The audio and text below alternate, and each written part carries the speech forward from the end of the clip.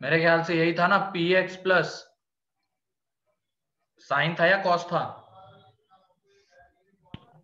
Sign. Sine x था। F of x is equal to, और ये कैसा होना चाहिए? बाइजेक्टिव होना चाहिए। इसका डोमेन बताओ तो पहले क्या है? R. X belongs to R है, ठीक है। बाइजेक्टिव होना चाहिए, इसका मतलब पहले इसको हमें क्या बनाना पड़ेगा? 1 1।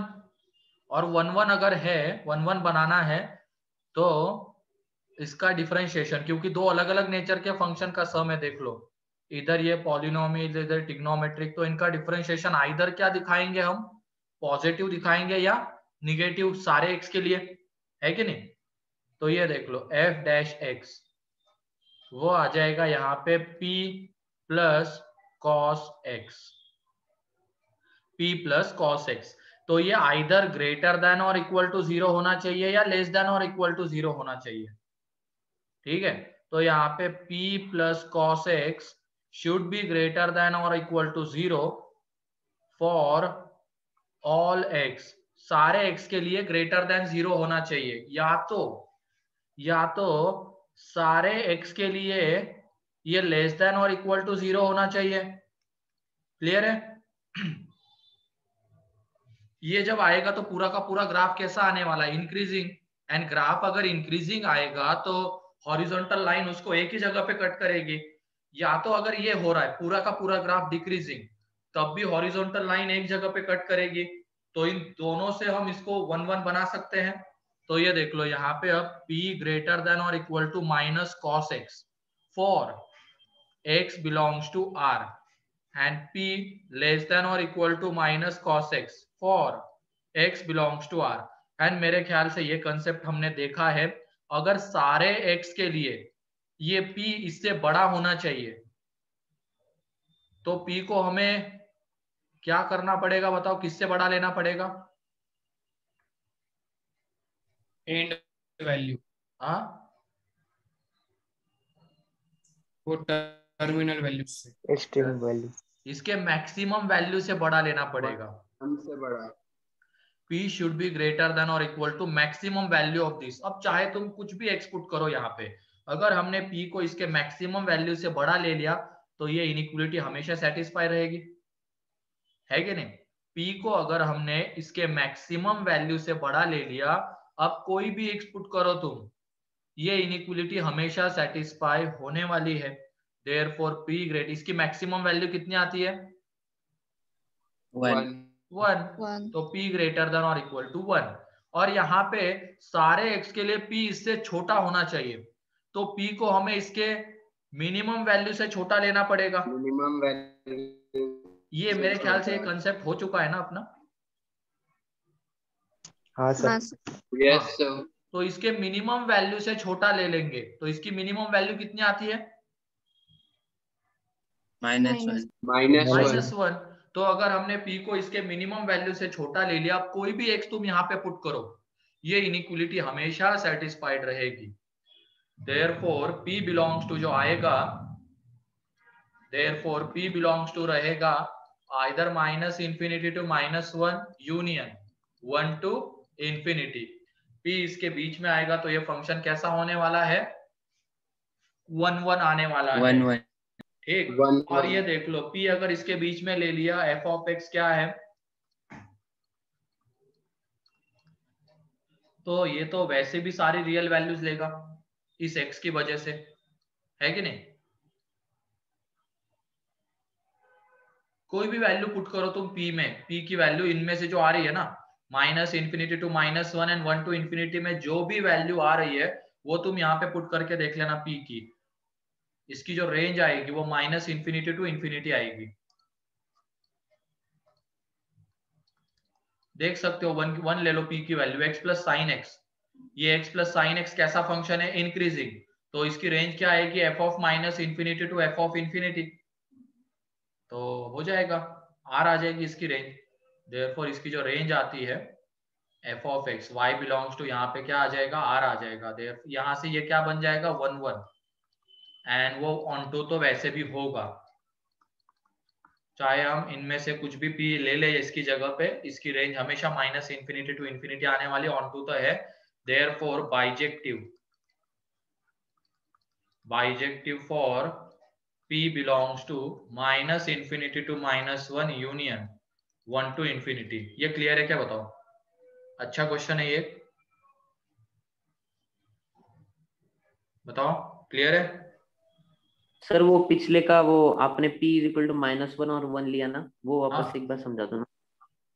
अभी जब ऐसी इनिक्वलिटी आती है ना, मान लो ऐसा, आप ध्यान से लेना, बहुत बार आएगा ये concept, p of x is greater, p is greater than f of x for x belongs to r। सारे x के लिए, for x belongs to r means सारे x के लिए p f of x से बड़ा होना चाहिए। तो इस केस में सिंपली हम p को क्या ले लेंगे, इसके मैक्सिमम वैल्यू से बड़ा ले लेंगे। तो अगर इसकी मैक्सिमम वैल्यू से हमने p को बड़ा ले लिया, तो x की जगह पे तुम कुछ भी पुट करो, x की जगह पे कुछ भी पुट करो, ये इनिक्वलिटी तो हमेशा सेटिस्फाइड रहेगी, क्योंकि p को तो हमने f ऑफ x के मैक्सिमम वैल्यू से बड़ा ही लिया है। तो चाहे कोई भी तुम x यहाँ पे पुट करोगे, ये इनिक्वलिटी हमेशा सेटिस्फाइड रहेगी। वैसे ही same p less than f of x for x, ये इंपॉर्टेंट है, for x belongs to r, सारे x के लिए। तो इसमें हमें p को इसके मिनिमम वैल्यू से छोटा लेना पड़ेगा। अगर p को हमने इसके मिनिमम वैल्यू से छोटा ले लिया, अब कोई भी x तुम यहाँ पे ले लो, कोई भी x यहाँ पे ले लो इस इनिक्वलिटी में, ये हमेशा सेटिस्फाइड रहेगी, क्योंकि p तो f ऑफ x के मिनिमम वैल्यू से भी छोटा है। तो कोई भी x यहाँ पे लेंगे तो ये इनिक्वलिटी हमेशा सेटिस्फाइड रहेगी। तो ये कंसेप्ट है इसके पीछे का। अगर f ऑफ x से बड़ा आ रहा है सारे x के लिए तो उसके मैक्सिमम वैल्यू से बड़ा, एंड f ऑफ x से छोटा आ रहा है सारे x के लिए तो उसके मिनिमम वैल्यू से छोटा। तो सेम यहाँ पे वही किया, सारे x के लिए p इससे बड़ा होना चाहिए, तो इसकी मैक्सिमम जो वैल्यू आती है वो 1 आती है, तो उससे बड़ा ले लिया, एंड इसकी जो मिनिमम वैल्यू आती है वो -1, तो उससे छोटा ले लिया। ठीक है,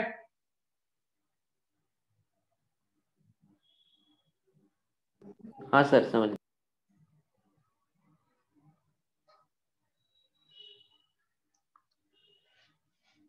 बाइजेक्टिव फॉर ये, किसी को कोई डाउट अब इसमें?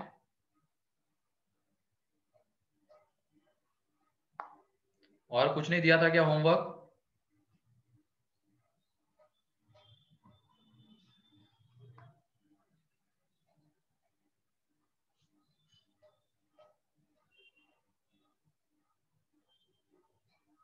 आवाज आ रही ना?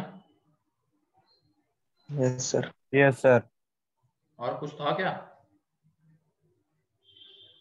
No sir. ठीक है, आगे चलते हैं। इक्वल और आइडेंटिकल फंक्शन, इक्वल और आइडेंटिकल फंक्शन,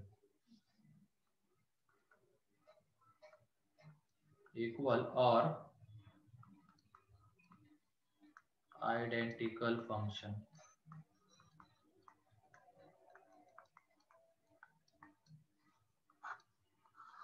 तो ये है y is equal to f of x एक फंक्शन है, and y is equal to g of x दूसरा फंक्शन है।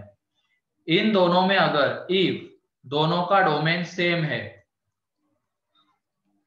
एंड दोनों की रेंज भी सेम आ रही है, ये रेंज क्या आ रही है, ठीक है, then both are called as equal functions. मतलब दोनों का डोमेन सेम है, दोनों की रेंज भी सेम है, तब जाके उसको हम इक्वल फंक्शंस कहेंगे या आइडेंटिकल फंक्शंस कहेंगे। ठीक है,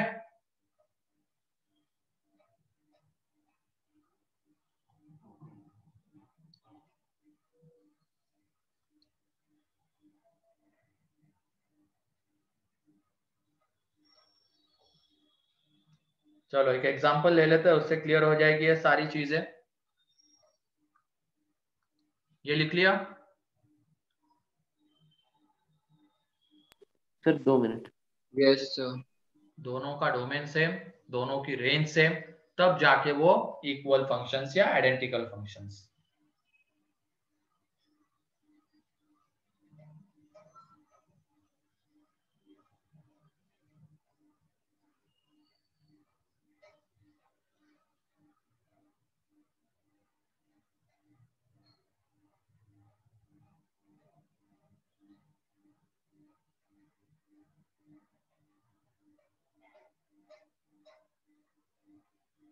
done sir.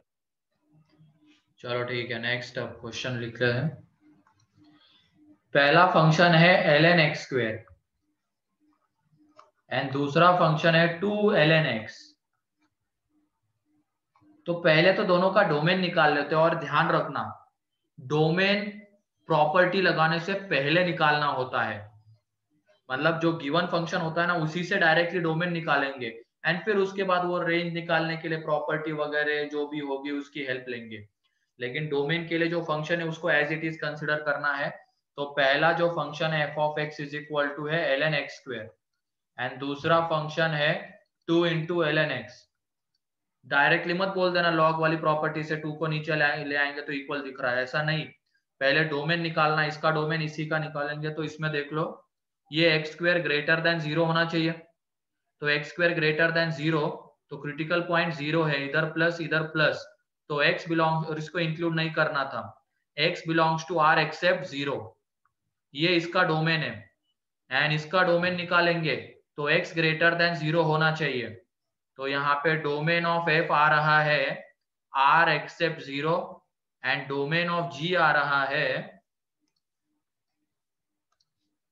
Domain of g आ रहा है 0 टू इंफिनिटी। क्या दोनों डोमेन सेम है क्या? No sir. नहीं। यहाँ पे domain of f is not equal to domain of g, therefore not equal functions. ठीक है सर वो 2 को x स्क्वायर x के पावर में लेके जाना, क्या? 2 को x की पावर में नहीं लेके जाना है क्या? अरे मैं क्या बोल रहा हूँ, तूने सुना ही नहीं जो मेन चीज मैंने बताई थी। क्या बताया था मैंने, बताओ शिवम। सर जिस काइंड में वो दिया हुआ है, जिस फॉर्म में, उसी में उसका डोमेन निकालना है और बिना प्रॉपर्टी लगाए। प्रॉपर डोमेन ऐसे ही निकलता है, जैसा फंक्शन गिवन है उसी से आगे बढ़ेंगे और फिर उसके बाद रेंज वगैरह के लिए प्रॉपर्टी लगा के 2 को उधर लेके जाना है ले जा सकते हो, लेकिन डोमेन इसी से निकालेंगे। इसको 2 को इधर भेज के फिर डोमेन निकाल नहीं सकते, वो डोमेन नहीं होगा उसका। ठीक है, हाँ सर समझ गया।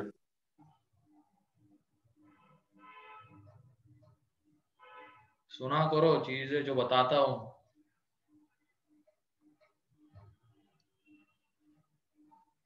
हो गया? Yes sir. Yes sir. फिर उसके बाद नेक्स्ट क्वेश्चंस लिखो और जल्दी से बताओ ये इक्वल आइडेंटिकल है या नहीं है।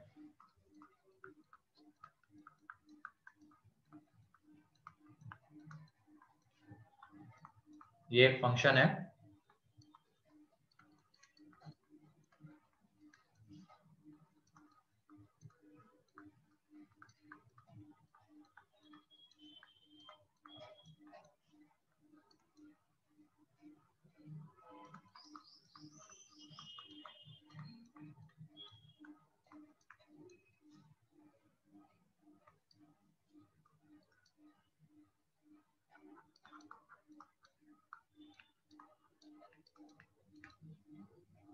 जल्दी से।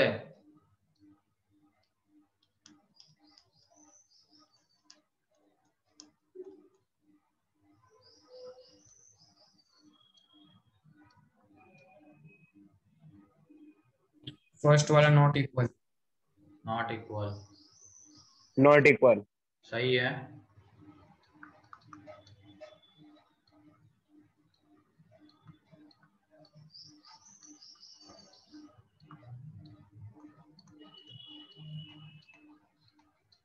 सेकंड वाला भी नॉट इक्वल।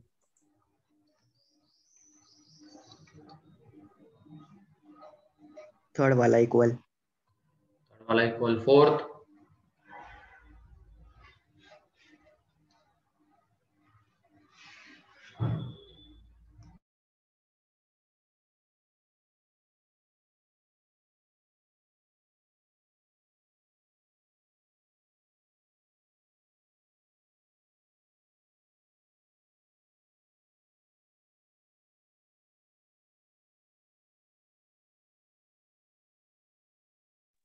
फोर्थ वाला इक्वल।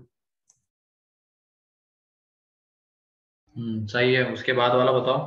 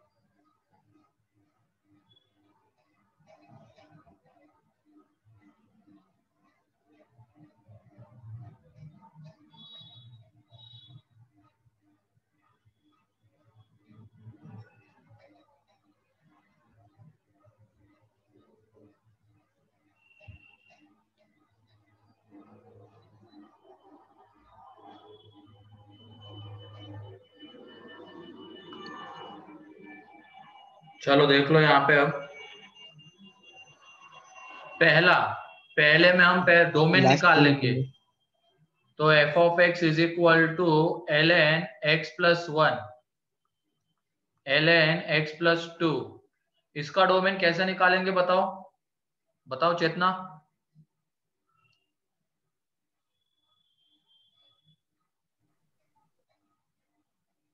क्या sir? Domain x plus 1 greater than 0 and x plus 2 greater than 0। पहले में x प्लस 1 ग्रेटर देन 0 तो x greater than -1, x plus 2 greater than 0 तो x ग्रेटर देन -2। फिर उसके बाद दोनों का इंटरसेक्शन क्या आता है? -1 to infinity। -1 to infinity। लेकिन जब हम ये g ऑफ x की बात करेंगे ln x plus 1 upon x plus 2, क्या करना है? x plus 1 upon x plus 2 greater than 0। Greater than 0। तो यहां से जब सॉल्व करेंगे तो ये आ जाएगा -∞ टू -2 यूनियन -1 टू 0। अब वो बार बार number line plus minus plus वाला चाहिए था, तो ये रीजन। तो ये देख लो यहाँ पे डोमेन ऑफ एफ आ रहा है -1 to infinity and domain of g आ रहा है -∞ to -2 union -1 to infinity। Therefore, domain of f is not equal to domain of g, not equal functions। ठीक है, not equal।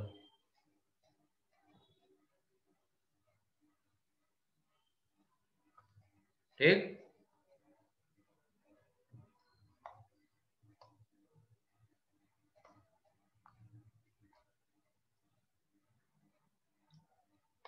फिर उसके बाद सेकंड कैसा है? Not equal.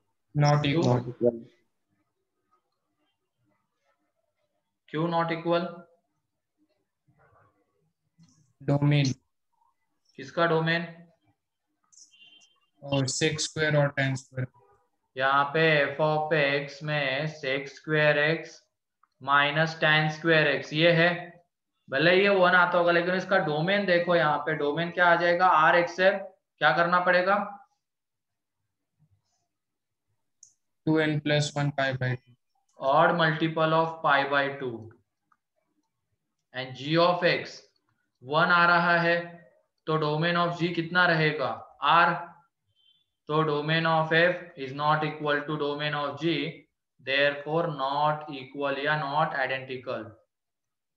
ठीक है, सेकेंड हो गया। थर्ड में ये है f of x is equal to sine square x plus cos square x. क्या आता है इसका डोमेन? r r। और इसकी रेंज 1। ठीक है, रेंज में एक ही एलिमेंट है, यानी यहाँ पे g of x is equal to 1 है, इसका डोमेन r और इसकी रेंज एक ही एलिमेंट। तो देयरफॉर ये कैसा हो जाएगा यहाँ पे? इक्वल फंक्शंस, बिकॉज डोमेन भी सेम है, रेंज भी सेम है, उसकी वजह से इक्वल फंक्शंस। ठीक है, डोमेन भी सेम है, रेंज भी सेम है, इसकी वजह से इक्वल फंक्शंस आ जाएंगे। फिर अगला कौन सा है, x square, x by x square and 1 by x. तो देख लो यहाँ पे फोर्थ में x by x square domain of ये एफ ऑफ एक्स है एंड जी ऑफ एक्स है 1 बाय एक्स। तो ये देख लो यहाँ पे डोमेन कितना आएगा एफ का, r minus 0. और except 0 R except 0 0 and domain of g कितना आएगा, R एक्सेप्ट 0। फिर उसके बाद f ऑफ x, अब रेंज निकालने के लिए प्रॉपर्टी लगा दो 1 by x and g of x भी कितना आ रहा है 1 बाय एक्स। तो इस x के लिए ये जो डोमेन में आ रहा है उनके लिए दोनों की रेंज सेम आने वाली है। यहाँ पे अब क्या हो जाएगा, domain of f is equal to domain of g and range of f is equal to range of g, क्योंकि सेम ही फंक्शन बन गए ना प्रॉपर्टी लगाने के बाद, तो रेंज तो सेम ही आने वाली है। तो इसकी वजह से हाँ इस डोमेन के लिए, लेकिन ये याद रखना इस डोमेन के लिए सेम रेंज आने वाली, उसकी वजह से ये भी कैसे हो जाएंगे इक्वल। और फिर लास्ट कौन बताएगा, है क्या नहीं है, नॉट इक्वल, क्यों, रेंज इक्वल नहीं आ रहे दोनों। कोई नहीं है। Sine pi into greatest integer x upon fractional part x, and यहाँ पे y is equal to signum 1 by fractional part x minus 1। तो ये बताओ इसका डोमेन क्या आएगा, x not does not belong to integers. Does not belongs to integer, ये g of x और ये f ऑफ x। यहाँ पे बस डिनोमिनेटर 0 नहीं होना चाहिए, और डिनोमिनेटर कहाँ पे 0 होता है, इंटीजर पे। तो r एक्सेप्ट इंटीजर्स, एंड यहाँ पे भी क्या आ जाएगा, r एक्सेप्ट डोमेन क्या आ जाएगा,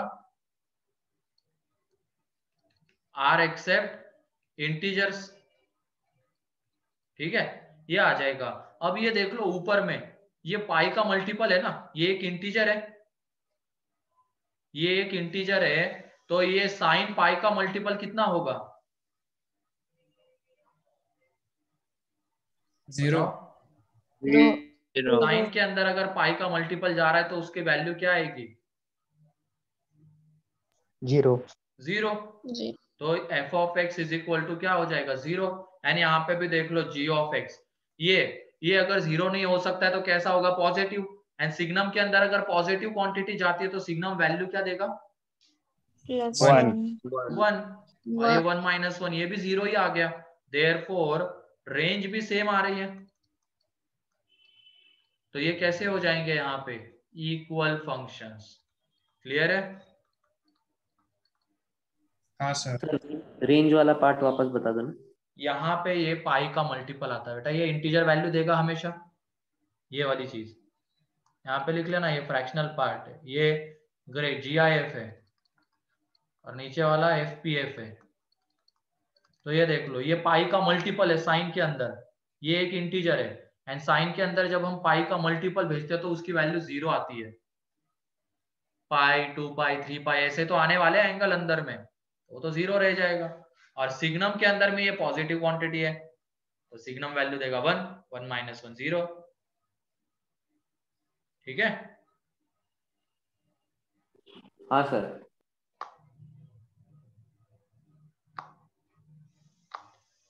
क्लियर है, अब इक्वल आइडेंटिकल फंक्शंस आइडेंटिफाई करना आ जाएगा। कोई डाउट किसी को इसमें? Yes. No, sir. चलो अब आगे आ जाते हैं कंपोजिट फंक्शन। कंपोजिट फंक्शन या फंक्शन ऑफ अ फंक्शन ये भी कह सकते हैं हम।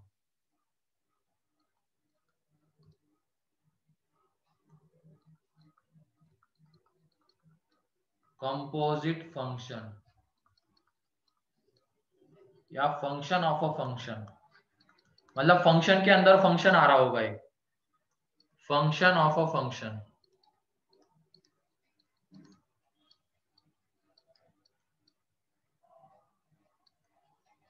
तो इसकी एक बड़ी सी डेफिनेशन है, वो लिख लो, बाकी एक सिंपल चीज से इसको समझा दूंगा मैं।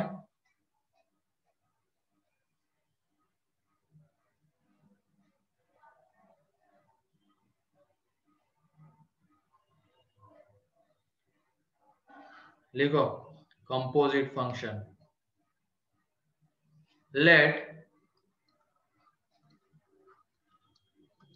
f from capital X to y1,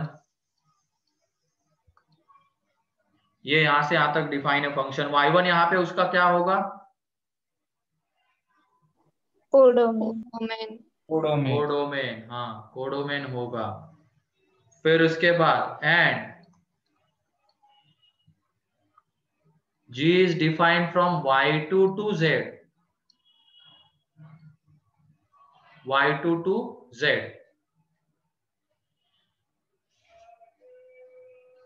be two functions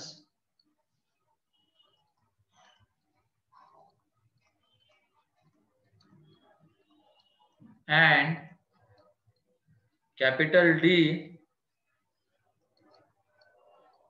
is the set of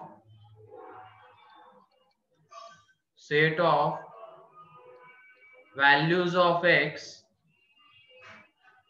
set of values of x such that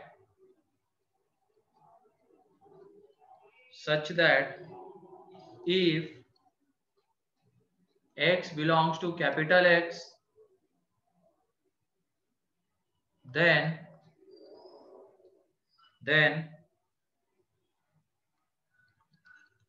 f of x belongs to capital Y2,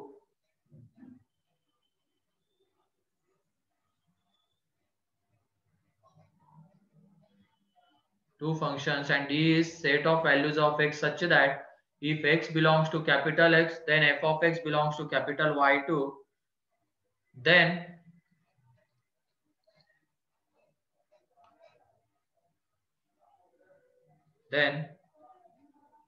function h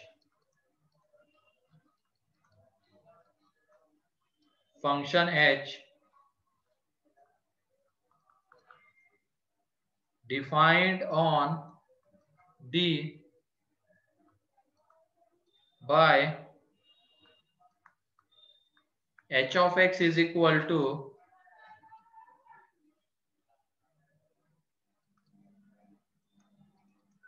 g of f of x is called as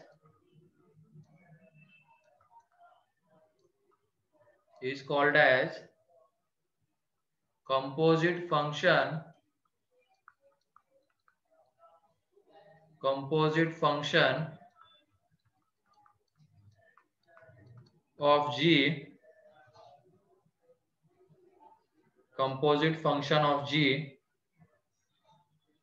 and F, and is denoted by GOF, G of f of x, या GOF भी बोल सकते हैं। लिख लो पहले ये definition, समझा दूंगा उसको एक सिंपल सी चीज से। x ऐसा है capital X to y1, G है capital Y2 to z, with two functions and D is set of values of x such that x belongs to x, then f of x belongs to y2 आना चाहिए, then function h defined on D by h of x is equal to this, called as composite function of G and F, and इसी को हम function of a function भी कह सकते हैं क्योंकि function के अंदर function आ रहा है। ये हो जाए तो बता देना।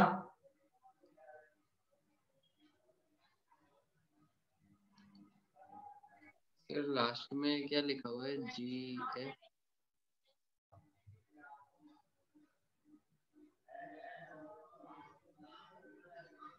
क्या हुआ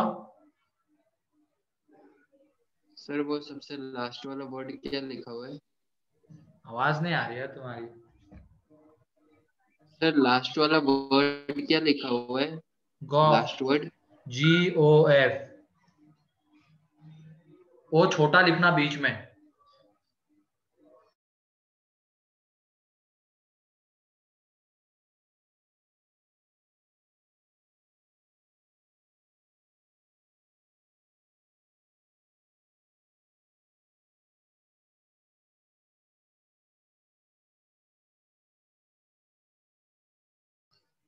हो गया? Yes sir. चलो ठीक है। अब एक एग्जांपल ले लेते हैं हम। मान लो ये ln x एक फंक्शन है, ठीक। डोमेन मतलब किसकी वैल्यूज होती है? x की वैल्यूज। एंड रेंज मतलब किसकी वैल्यूज होती है? y की वैल्यूज, है ना।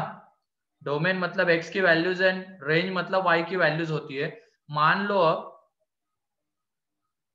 ये डिब्बा है, ये मतलब एक ln की फैक्ट्री है, ln फंक्शन की एक फैक्ट्री है ये। इसके अंदर अब कौन आएगा?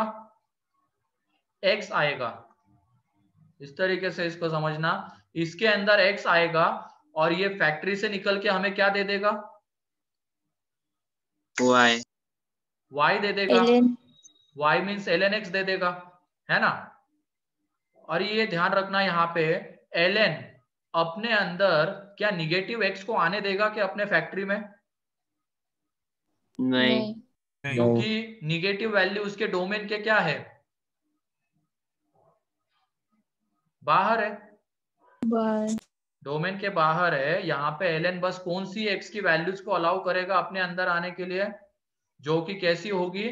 पॉजिटिव। वो अपने अंदर ले लेगा पॉजिटिव वैल्यू को, यहाँ पे प्रोसेसिंग करके उसको बाहर क्या बना के भेजेगा?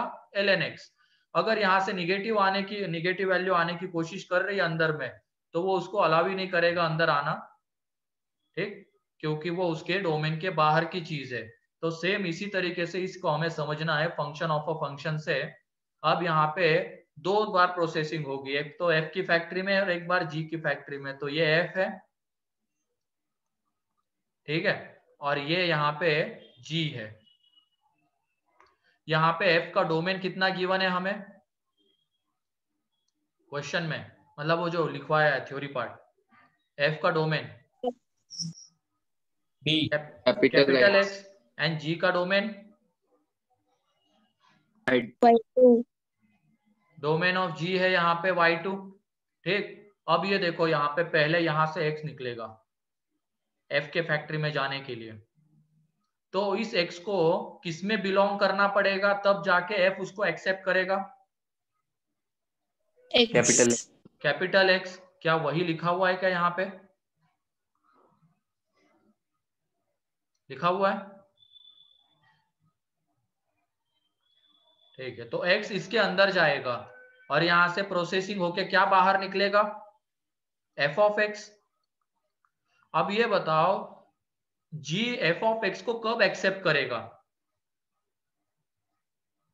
जब वो y2 में होगा।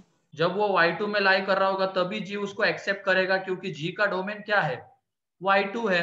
तो g उसको अपने अंदर तभी समाएगा, मतलब अपने अंदर आने देगा, जब f of x belongs to क्या रहेगा? y2 उसके डोमेन में आ रहा होगा तभी। अदरवाइज वो उसको अपने अंदर नहीं आने देगा। अब यहाँ पे f ऑफ x y2 में है तो उसने उसको अपने अंदर बुला लिया और प्रोसेसिंग करके क्या बना के बाहर भेजा? g of f of x। तो क्लियर है अब ये यस सर। कंपोजिट फंक्शन क्या होता है? क्लियर? उसके लिए क्या क्या कंडीशन होनी चाहिए?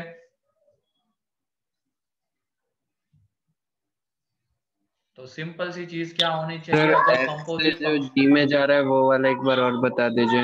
क्या क्या?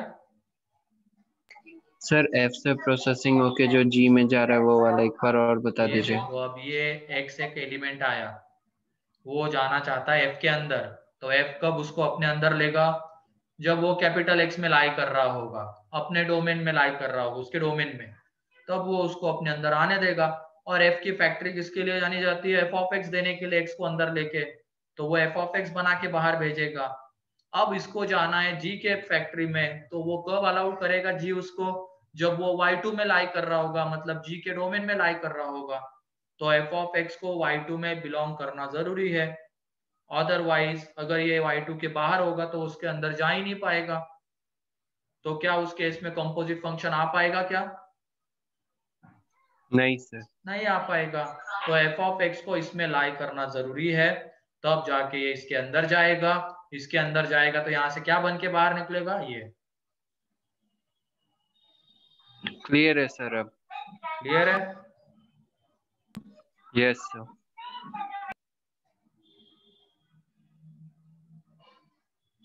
तो यहां से देख लो g of f of x कब एग्जिस्ट करेगा, g of f of x कब एग्जिस्ट करेगा, एक पॉइंट आता है, कब करेगा बताओ।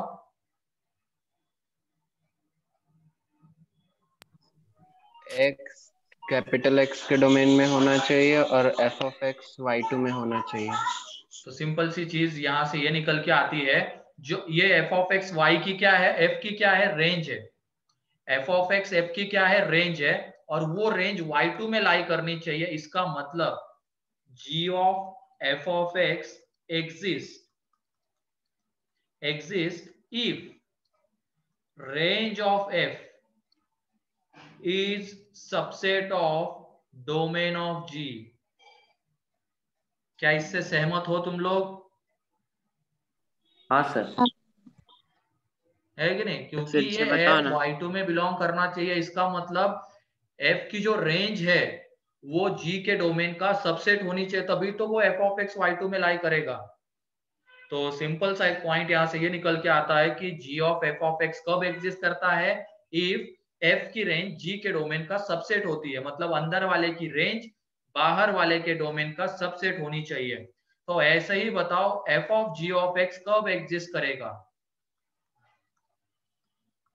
रेंज ऑफ g जब डोमेन ऑफ f का सबसेट होगा। Range of g is subset of domain of f, है कि नहीं?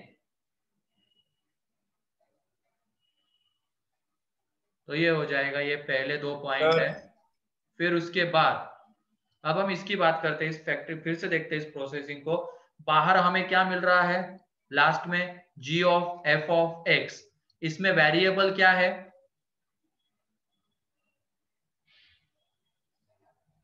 g of f of x जो मिल रहा है उसमें वेरिएबल कौन है, डिपेंडेंट इंडिपेंडेंट वेरिएबल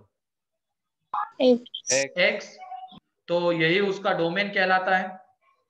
तो ये बताओ x किसका सबसेट आएगा, मतलब domain of g of f of x किसका सबसेट आएगा, capital x. Domain of f का। तो यहाँ पे domain of g of f of x is subset of domain of f, क्योंकि यहाँ पे स्मॉल x जो है वो किस में बिलोंग करना चाहिए, कैपिटल x में, और स्मॉल x ही इसका क्या है, डोमेन है।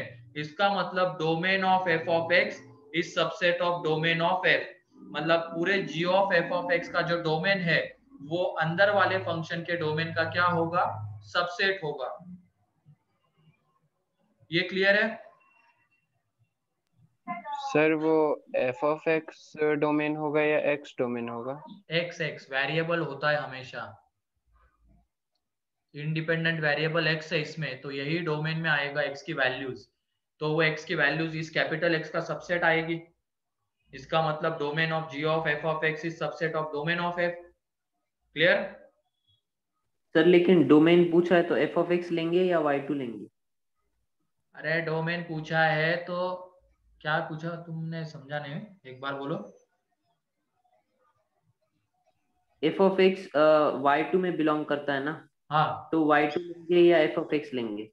अरे x लेंगे ना बेटा, डोमेन क्या बोल रहा हूँ, जो g of f of x आएगा एक फंक्शन है, इसमें इंडिपेंडेंट वेरिएबल कौन सा है, x, तो ये जो x की वैल्यूज है, x की वैल्यूज ये डोमेन में आएगी, x की ऐसी वैल्यू जिसके लिए g of f of x define हो रहा होगा, और वो हाँ हाँ x समझ गया। किस में आ रहा है, ये कैपिटल X में आ रहा है, तो इसकी वजह से वो क्या हो जाएगा, यहाँ पे domain of g of f of x अंदर वाले फंक्शन के डोमेन का सबसेट होगा। वैसे ही रेंज बताओ अब किसका सबसेट होगी,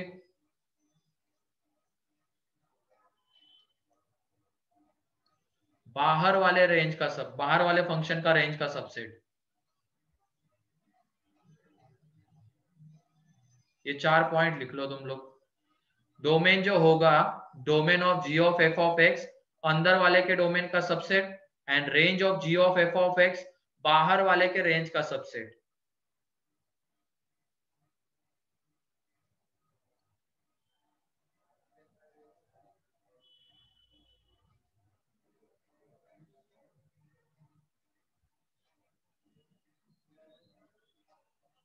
क्लियर है? ये कंपोजिट फंक्शन अब कब एग्जिस्ट करेगा, कब नहीं करेगा, डोमेन रेंज कैसे निकालेंगे, और डोमेन रेंज वैसे देख लेंगे हम कैसे निकाला जाता है, लेकिन वो किसका सबसेट रहेगा, ये क्लियर है? Yes sir. Yes sir. चलो लिख लो इसको जल्दी से, अब क्वेश्चन के ऊपर आ जाते हैं सीधा। क्वेश्चन से सारी चीजें क्लियर हो जाएगी, 2-3 तरीके के क्वेश्चन बनते हैं इसमें।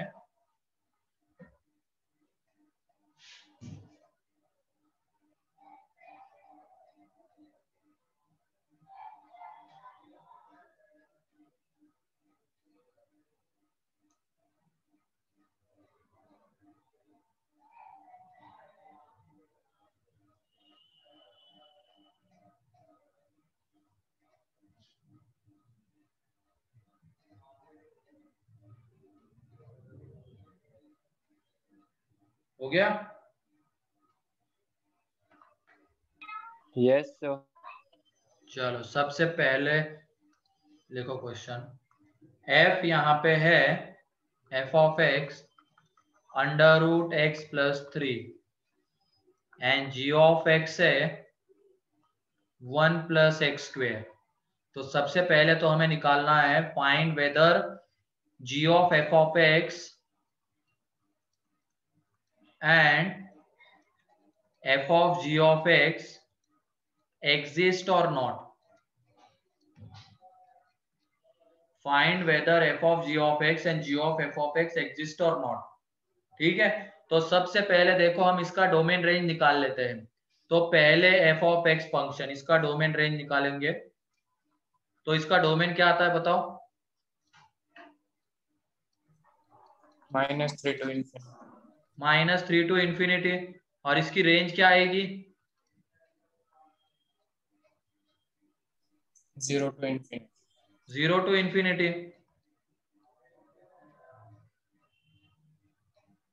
सही है ना? सारे लोग सहमत हो इससे? Yes sir.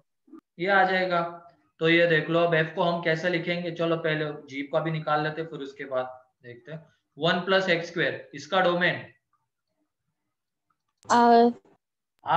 r, इसकी range 1 to infinity। 1 to infinity. 1 to infinity. ठीक है, ये आ जाएगा, ये रेंज आ गई। अब हमें क्या चाहिए, g of f of x exist करता है या नहीं करता है वो निकालना है। तो पहले हम f लिखेंगे, और किस तरीके से लिखेंगे, उसका डोमेन -3 टू इंफिनिटी, और यहाँ पे उसकी रेंज लिख लेंगे। कोडोमेन की जगह यहाँ पे उसकी हम रेंज ही लिखेंगे। ठीक है, ये अब रेंज है, कोडोमेन नहीं है, ये रेंज लिख रहा हूं मैं यहाँ पे। ठीक, लेकिन अगर ये दिया रहता यहाँ पे फंक्शन a टू b, तो यहाँ पे a डोमेन रहता और b कोडोमेन रहता। अगर गिवन है क्वेश्चन में, तो क्वेश्चन में तो कुछ भी नहीं था, इसका मतलब डोमेन रेंज हमें खुद से निकालनी थी। तो यहाँ पे हमने डोमेन यहाँ पे निकाल लिया, रेंज निकाल ली, तो ऐसे लिख लिया उसको, एंड g R2, और ये रेंज ही लिख रहा हूं मैं यहाँ पे इसकी 1 टू इंफिनिटी। अब g of f of x अगर एग्जिस्ट करना है तो क्या होना चाहिए, क्या होना चाहिए? R of f subset of d of g। तो ये देखो, क्या ये 0 टू इंफिनिटी इसका सबसेट है क्या? हाँ. Yes sir. ये 0 टू इंफिनिटी है। एंड g का डोमेन क्या है, r है। तो ये 0 टू इंफिनिटी इसका सबसेट है। यहाँ पे range of f is subset of domain of g, therefore g of f of x exist, ये एग्जिस्ट करेगा। लिख लेना ये क्लियर है क्या, बताओ सभी लोग? हाँ सर, क्लियर है। हाँ, किसी को डाउट इसमें? भार्गव, आयुष? समझा सर। No sir. लक्षिका?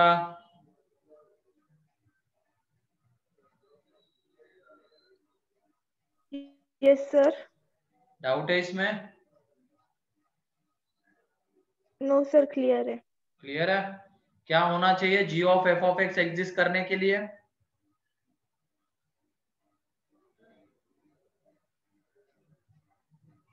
बताओ।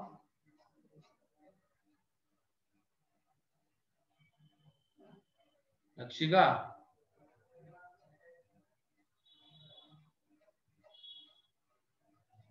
g of f of x exist होने के लिए क्या होना चाहिए?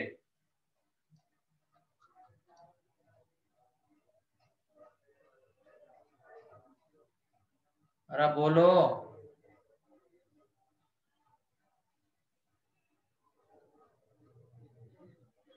ये मेरे ख्याल से नहीं है, तुम सिर्फ बैठे हुए हो, कुछ सुन नहीं रहे हो।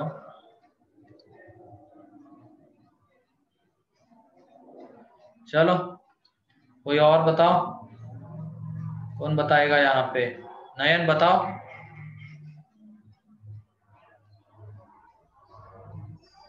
क्या सर?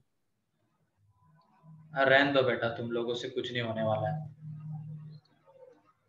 चलो आगे बढ़ते हैं। Sir range of F domain तो ऑफ फिर जी का पूछा क्यों सबसेट तूने होना क्या चाहिए। सर बोल के? सुनाई तो दे रहा है ना। कैसे उदासीन आत्माएं हैं।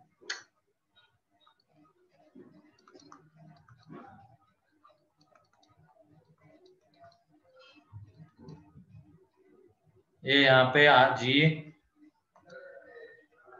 और ये कहां से कहा? -3 to infinity and 0 to infinity.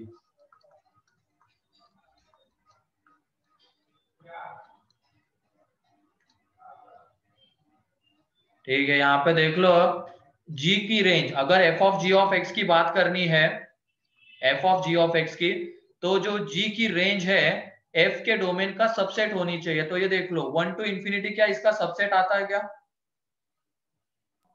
आता है सर। हाँ। Subset of domain of f, therefore यहाँ पे f of g of x exist करेगा।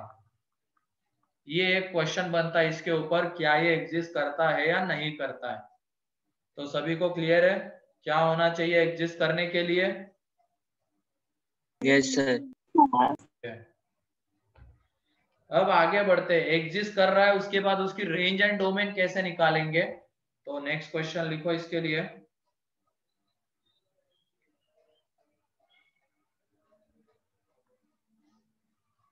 मतलब यही ले रहे हैं हम, f of x is equal to √x+3 and g of x is equal to 1 plus x square. Then find range and domain and range of domain and range of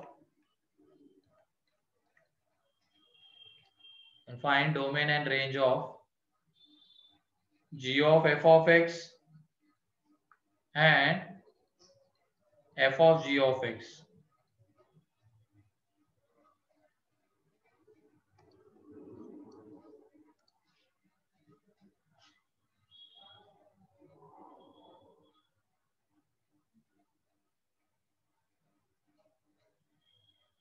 जैसे हमने domain के क्वेश्चन देखे थे ना, दो तरीके के question होते हैं, एक में हमें खुद से डोमेन निकालना होता है और एक में गिवन रहता है।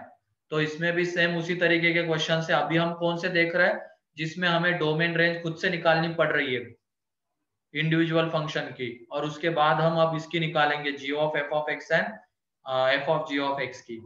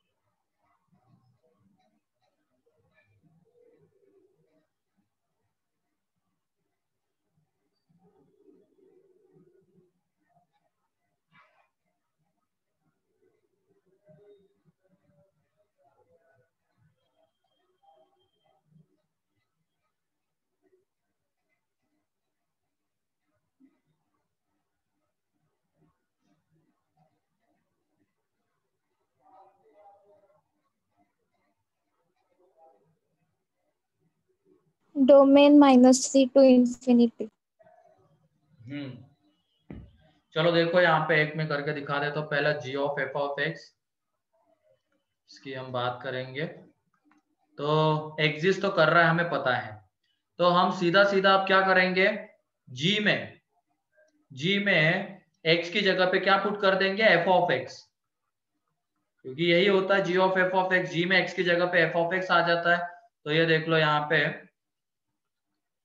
की जगह पे क्या आ गया, f ऑफ x आ गया। तो यहाँ पे f ऑफ x का स्क्वायर, तो 1 plus under root x plus 3 का स्क्वायर।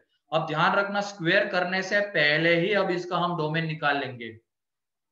ये डोमेन रेंज बहुत आसानी से निकल जाता है इन क्वेश्चंस का। क्या करना होता है, जैसे g ऑफ x बोला गया है तो हम g ऑफ x निकाल लेंगे। तो प्रॉपर्टी लगाने से पहले ही डोमेन निकालना पड़ेगा हमें। एक स्क्वायर करना मतलब भी एक प्रॉपर्टी है। तो यहां से इसका डोमेन निकाल लेंगे। तो बताओ इस फंक्शन का डोमेन क्या आएगा,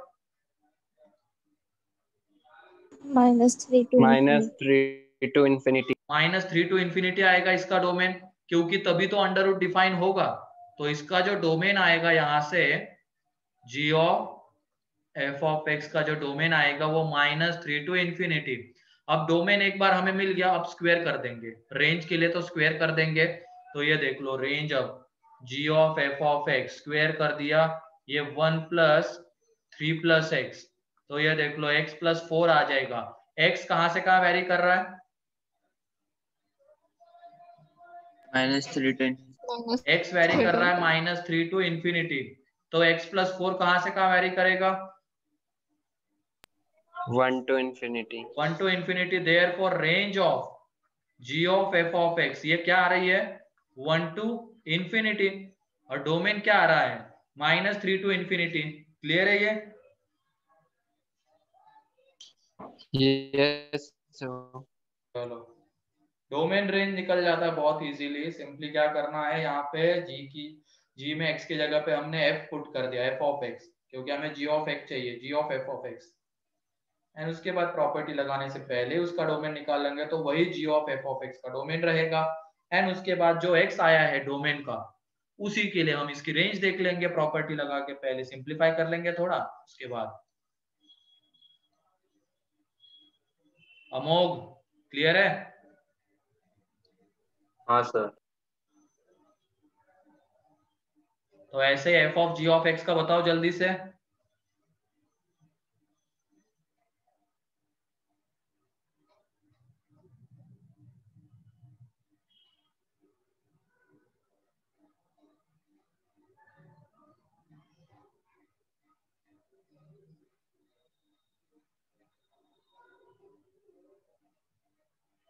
कौन बताएगा?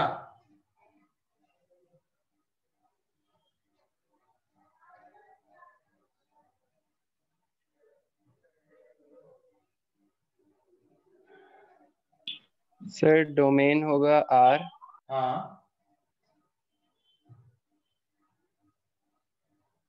Range range 4 to infinity। Range क्या आ रही है, 2 to infinity sir. 2 to infinity आएगी ना सार्थक? हाँ सर। अंडर रूट है ना। तो ये देख लो f of g of x। तो क्या करेंगे, सीधा f की जगह, f में x की जगह पे g ऑफ x, तो यह आ जाएगा 3 प्लस g ऑफ x। और ये g ऑफ x क्या है, 1 प्लस एक्स स्क्वायर। तो ये देख लो इसका जब हम डोमेन निकालेंगे, तो domain of f of g of x ये तो क्या आ जाएगा, r। एंड अब रेंज की बात करते हैं, तो f of g of x ये कितना आ रहा है, अंडर रूट में 4 प्लस एक्स स्क्वायर। तो सीधा सीधा हमें दिख रहा है कि ये इसकी जो रेंज आएगी, अब बहुत बेकार बेकार क्वेश्चन भी हमने रेंज के कर लिए हैं, उसके कंपेयर में तो ये बहुत आसान है। तो इसकी जो रेंज आती है 2 टू इंफिनिटी। ठीक है, क्योंकि इसमें ये जो एक्स स्क्वायर प्लस 4 है वो क्या हो जाएगा, ग्रेटर देन और इक्वल टू 4 आ जाएगा, लेस देन इंफिनिटी। अब अंडर रूट लेंगे तो ये ग्रेटर देन और equal to 2 and less than infinity, तो यहां से आ जाता है। क्लियर है? किसी को कोई डाउट इसमें? No, sir.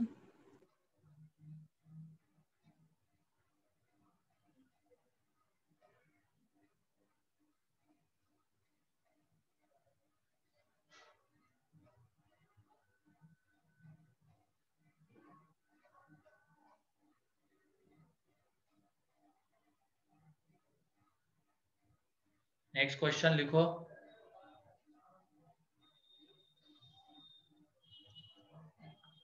f of x is equal to x square plus 1 and g of x is equal to sin x minus 2।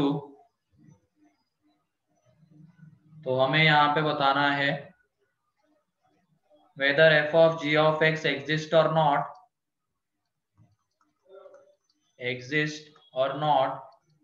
and if exist then find domain and range।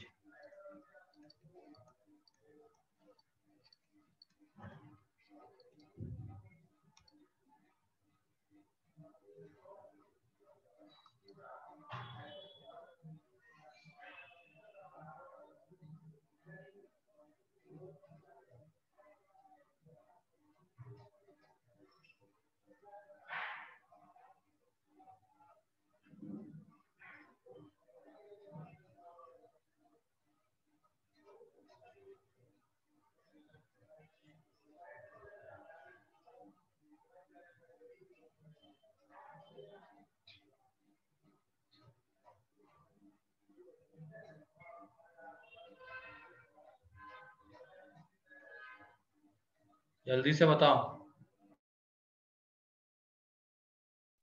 f of g of x exist करेगा।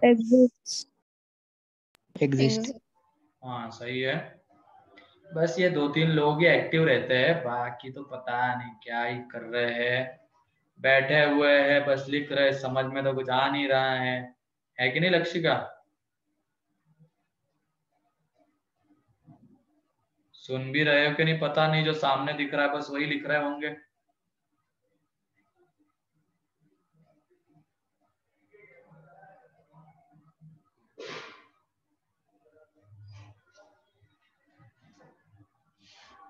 दोनों exist करेंगे sir. भाई एक की बात चल रही है, उतना ही करो ना।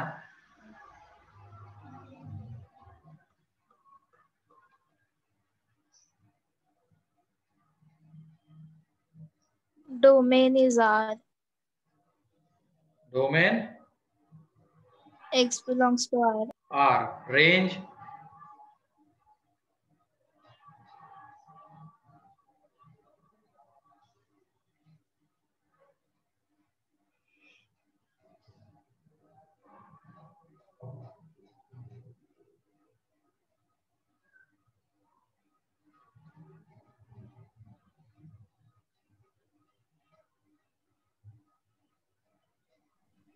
2 to 9। सही है, 2 to 9। बाकी होगा पार्थ।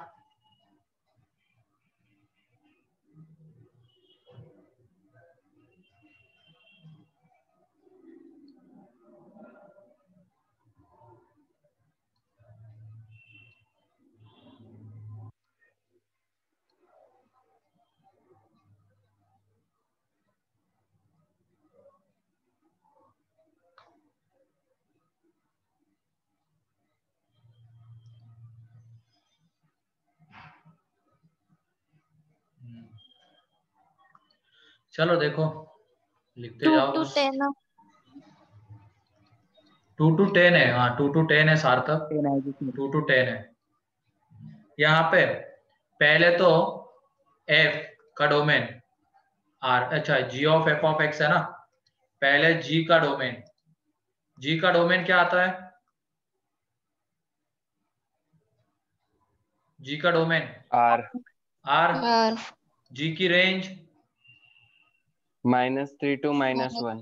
-3 to -1। यहाँ पे मैं रेंज लिख रहा हूँ, कोडोमेन नहीं, रेंज है ये, ध्यान रखना ताकि देखने में आसानी हो। फिर उसके बाद f का डोमेन R।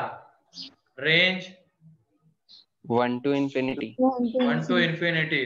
क्या यहाँ पे g की रेंज f के डोमेन का सबसेट है क्या? है sir. Therefore f of g of x exist करेगा, एग्जिस्ट करेगा. ठीक, अब आगे बढ़ेंगे, f of g of x निकाल लेते हैं. तो ये आ जाएगा sin x माइनस 2 का स्क्वायर प्लस 1. तो यहां से डायरेक्टली पहले डोमेन निकाल लेंगे हम. तो डोमेन क्या आ जाएगा? f of g of x का डोमेन जो है वो तो आर ही आ जाएगा, है ना, क्योंकि ये तो कहीं पे नॉट डिफाइन नहीं होगा तो आर ही आएगा. उसके बाद अब इसकी रेंज, अब ये बताओ sin x माइनस 2 किसके बीच में लाई कर रहा था? -3 to -1. -3 to -1. उसका स्क्वायर किसके बीच में लाई करेगा? 4 to 9. 1 to 9. क्या पता नहीं क्या क्या बोलते रहते हो. तो यहाँ पे जब इसका स्क्वायर करेंगे तो ये 1 to 9 आएगा और उसमें अब +1 कर देंगे.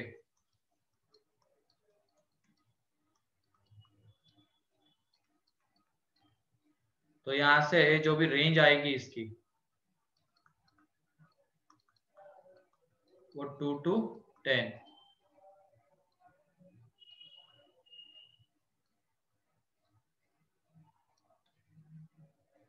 टू टू 10 आ जाएगी इसकी रेंज.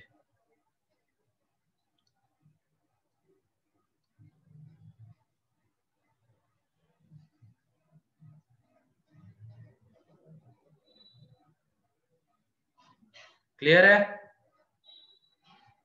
हाँ सर. Yes sir. तो वो बाकी के 2 पॉइंट वेरीफाई कर लेना. हमने जितने भी ये जो 2 पॉइंट हमने लिखे थे ना, कहाँ गया ये 2 पॉइंट, ये तुम अभी जितने एग्जांपल हमने लिए हैं उससे वेरीफाई कर सकते हो.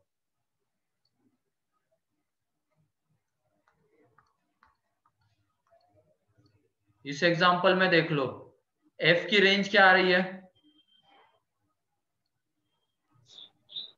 1 to infinity. तो ये 2 to 10 क्या उसका सबसेट है क्या? Yes sir. है. फिर उसके बाद g का डोमेन क्या है? R. तो f of g of x का डोमेन क्या है? R. इसका मतलब ये R इसके डोमेन का सबसेट है सर. तो वेरीफाई हो जाते हैं दोनों पॉइंट्स. तो आज के लिए इतना ही है, बाकी का हम नेक्स्ट लेक्चर में करेंगे. और कल का लेक्चर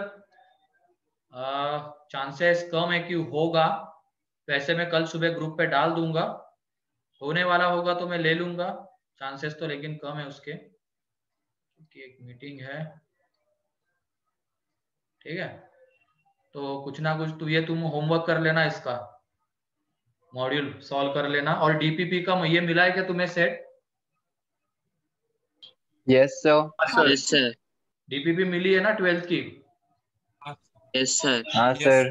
तो उसमें कितने डीपीपी तक ये आ रहा है रिलेशन, और ये बताओ आइडेंटिकल डोमेन रेंज है क्या किसी के पास?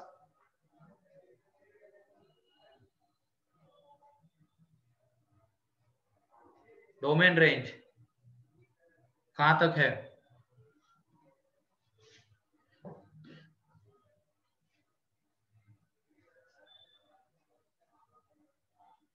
जल्दी से बताओ कोई भी जिसके पास डीपीपी है.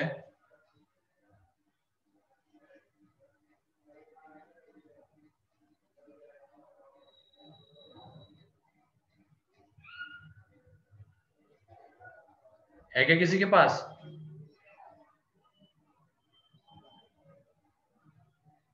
मिक्स है सर सारे क्वेश्चंस. तो कहां तक है तब भी? मतलब वो नहीं, 11 के तो रहेंगे उसमें. सर वो ट्रिग्नोमेट्रिक फंक्शन भी इनवर्स के. हाँ तो वो आने दो ना, मैंने बोला ना 11 के तो रहेंगे ही उसमें. तो मेरे ख्याल से 4 डीपीपी उसमें डोमेन रेंज के भी क्वेश्चन दिख रहे होंगे. तो इसमें तुम करके रखना A1 to A4, ये 4 डीपीपी. ठीक है, तो कल अगर हो जाएगा तो मैं ले लूंगा क्लास, वरना तुम ये डीपीपी सॉल्व कर लेना A1 to A4. और टाइम लगा के सॉल्व करना इनको टेस्ट की तरह एकदम खुद को सर एनालाइज। ये कल ही डिस्कस कीजिएगा। कल चांसेस कम है, कल नहीं, वो सैटरडे के दिन होगा। और जब भी डीपीपी सॉल्व करते हो ना, टाइम लगा के सॉल्व करना, वहां पे जो टाइम दिया गया उसके अकॉर्डिंगली, और फिर एनालिसिस करना पूरा, कौन सा गलत हुआ कौन सा नहीं हुआ, किसमें टाइम ज्यादा लगा, ये सारी चीजें घर पे करना। अभी तक तो डीपीपी नहीं होती थी, स्टार्टिंग में हमने की थी, उसके बाद नहीं कर पाए थे, लेकिन 12th में तो करेंगे रेगुलर। तो A1 to A4 ये 4 डीपीपीज टाइम लगा के सॉल्व करनी है। ऐसे करने जाओगे तो कोई दिक्कत नहीं वैसे उसके, लेकिन जितना फायदा डीपीपी का होना चाहिए उतना नहीं हो पाएगा। वो तो फिर एक तरीके से ऐसा हो जाएगा तुम क्वेश्चन प्रैक्टिस कर रहे हो, जितना टाइम लग रहा है लगा रहे हो एक आध क्वेश्चन के पीछे। ये डीपीपी बेसिकली रिवीजन भी हो जाती है इसकी पीछे के टॉपिक्स की, एग्जाम में टाइम को कैसे मैनेज करना है उसकी भी प्रैक्टिस हो जाती है, सारी चीजें इसमें आ जाती है डीपीपी में। तो इसको टाइम लगा के ही सॉल्व करना, ठीक है।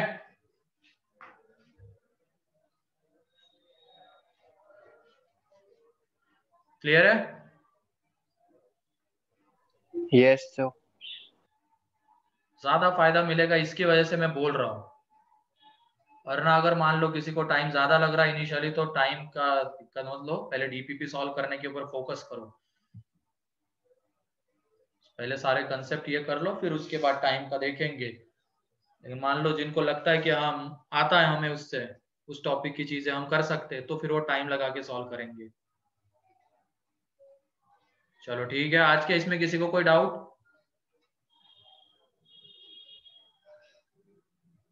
No sir. ठीक है, चलो पढ़ो।